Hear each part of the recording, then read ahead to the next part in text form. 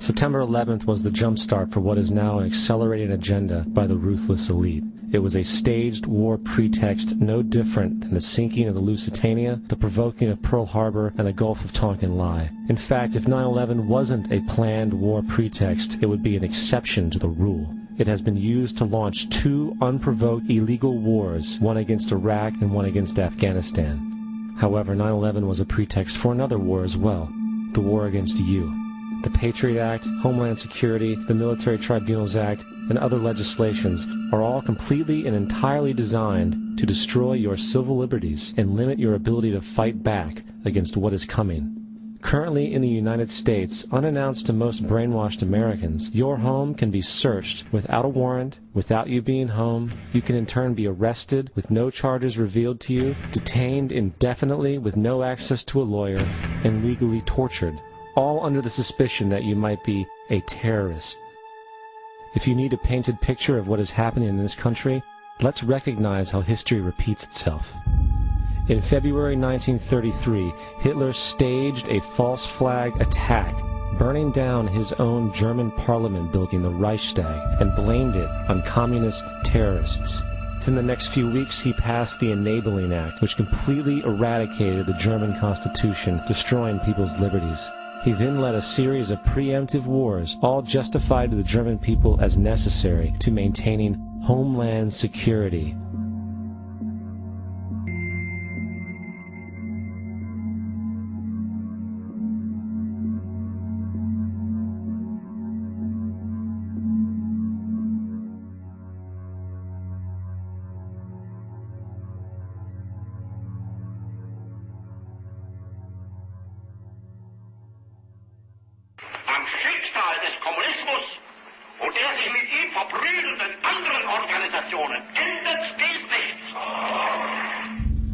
Our enemy is a radical network of terrorists and every government that supports them. It's time to wake up.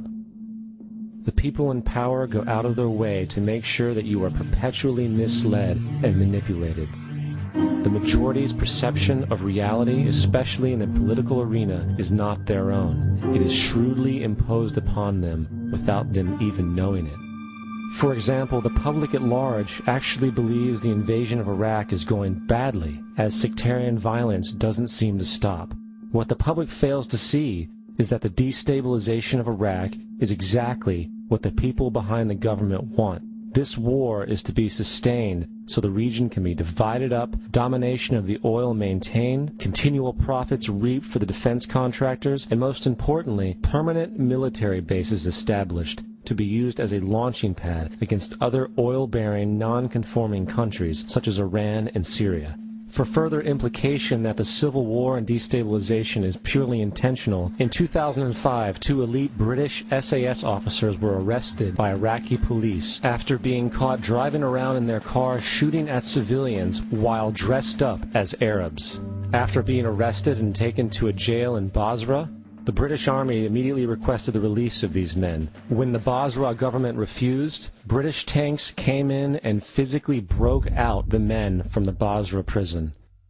If you wish to destroy an area, how do you do it?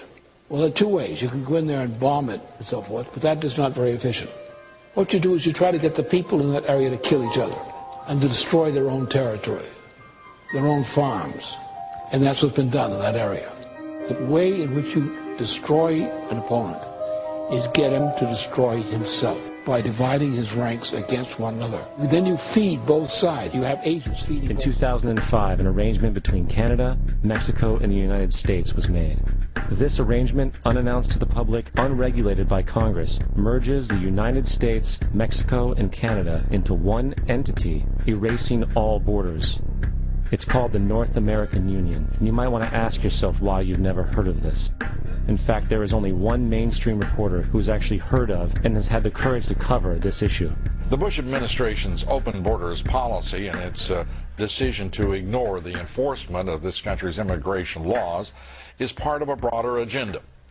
President Bush signed a formal agreement that will end the United States as we know it, and he took the step without approval from either the U.S. Congress or the people of the United States. It's a deal that few have even heard of. It's being done again by very few people at the very top on behalf of the investment class, but the working class of people, political officials across our country, from communities, from cities and so forth, they don't know anything about this.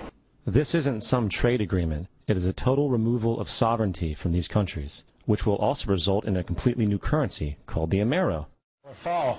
Apart from that, I think one thing people who are dollar-based need to focus on is the Amero. That's the one thing that nobody's talking about, but I think it's going to have a big impact on everybody's life in Canada, the U.S., and Mexico. The Amero is the proposed new currency for the North American community, which is being developed right now between Canada, the U.S., and Mexico to make a borderless community, much like the EU, and the dollar, Canadian dollar, U.S. dollar, and the Mexican peso replaced by the Amero.